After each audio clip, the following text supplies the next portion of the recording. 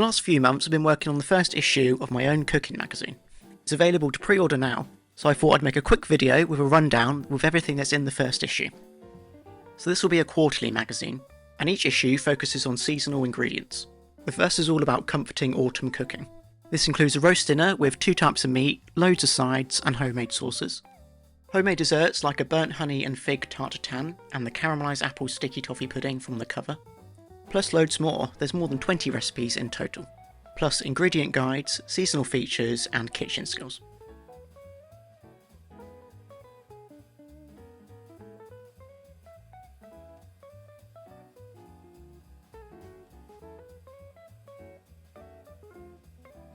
So here's a quick flick through. So starting at the front, there's a guide on everything that's in season in autumn, plus a guide to picking wild blackberries, how to clean them, and how to use them as well. So the first lot of recipes are designed to be lighter meals for when the weather's still a bit milder.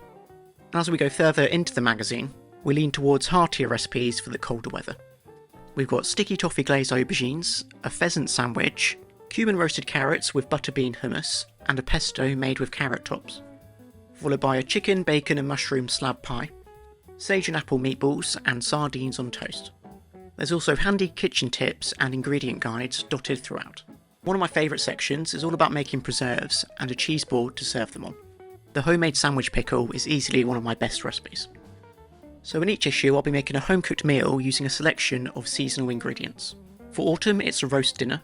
So there's black garlic roast beef, roasted pork belly that's stuffed with fennel seeds and fresh oregano, massive Yorkshire puddings, crispy goose fat roast potatoes that are tossed in a tarragon dressing, honey roasted parsnips, garlicky cavolo nero, homemade gravy, and apple and horseradish sauce.